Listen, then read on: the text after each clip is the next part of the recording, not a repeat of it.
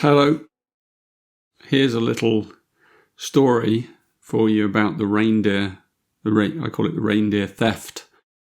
The whole myth of Christmas and Father Christmas and reindeer and all. So it's completely farcical, really, because the notion of Father Christmas, this chuckling man flying around with reindeer in a sleigh, with this red and white garb, it's like, and coming down the chimney and all that, it actually has deep roots in the northern hemisphere, in northern Norway, Lapland, and Finland, and up in the Arctic Circle, the Nordic countries, Siberia as well, which are very shamanically, empowered indigenous cultures.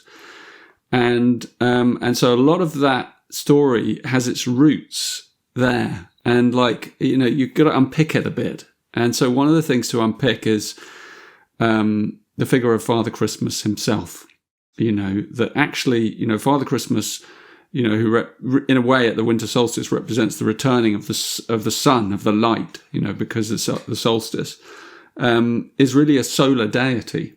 And yet, actually, it's truer to say that it was Mother Christmas, because in the Sami culture, who are from Finland, from Lapland, their deity, their solar deity, is actually more feminine. She's a feminine deity, and also the reindeers themselves. It's just one of those things that reindeer at that time of year, male reindeer shed their antlers, so. It wouldn't have been male reindeer, and female reindeer actually they put on more weight at that time, so they're much stronger than the male. So they lead the herds of reindeer. It's the women that kind of are in charge. So it's really the female deity and the female reindeer, the deer mother, the ancient deer mother, is a old tradition from Scandinavia and British Isles and Siberia, connected the spiritual figure that kind of connected fertility and motherhood and regeneration and the rebirth of the sun and the solstice. And so the reindeer as a kind of mythic being has always held that kind of special place, because the feminine keeps her antlers and the males don't in the winter. And she was worshipped in many, many ways through those cultures. Her name was Bavi, and Bavi was the sun goddess, and she would return every, early spring. And also she'd fly high to the sky, which is where you get this myth. One of the places you get the myth of the reindeer on the sled, and the sledge. The other place that comes from is that in those high atmospheres, people would live in low kind of lying huts. And if you've ever been up there, you won't believe how much snow falls. I mean, it's unbelievable the amount of snow that falls on top of houses, even today. And so the snow often covers the houses completely, especially the old, more wooden structures and the less permanent structures that the Sami lived in. And so there was only the hole in the top of the roof where the fire would come out. And so often, actually, the reindeer and the people who were herding the reindeer would actually go across your roof, would go over your roof if you were living partly under the ground. So it was pretty common, actually, for reindeer to be going over your roof. And the other notion is this notion of gift giving, is that's the other way in which people in those cultures often got into each other's houses. They came down, through a hole in the roof, in the chimney, as it were, and they had a tradition of always bringing a gift when they went to visit some friends.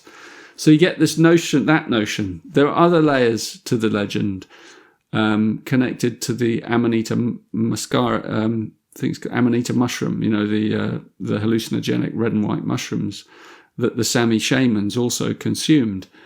And the way they consumed them is that they didn't have them directly. The reindeer absolutely loved them. And so the reindeer would eat them, and then the Sami shaman would take the urine of the reindeer and drink the urine, and the urine would give them the hallucinogenic journey, which would take them up into the sky, where they'd fly, with the reindeer. and see the future and all of that. So, and also the costumes that the traditional shamans wore were, similar to what we see in, not exactly like Father Christmas, but they often were red or green with white trim, and the boots, with the white trim was the kind of, the fur that kept them warm. So when you look at all these things and you realize that, the reindeer they were feminine, the goddess was feminine, the whole thing's just been completely ridiculously,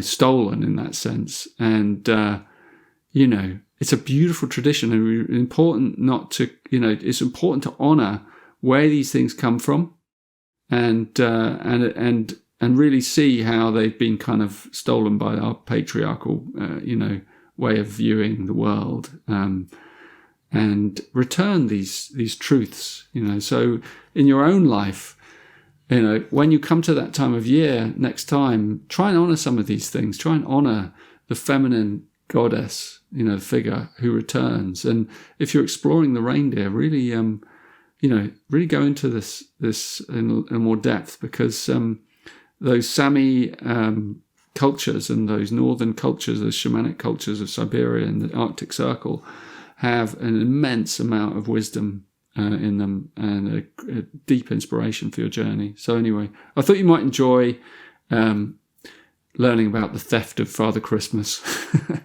So, all right, thank you.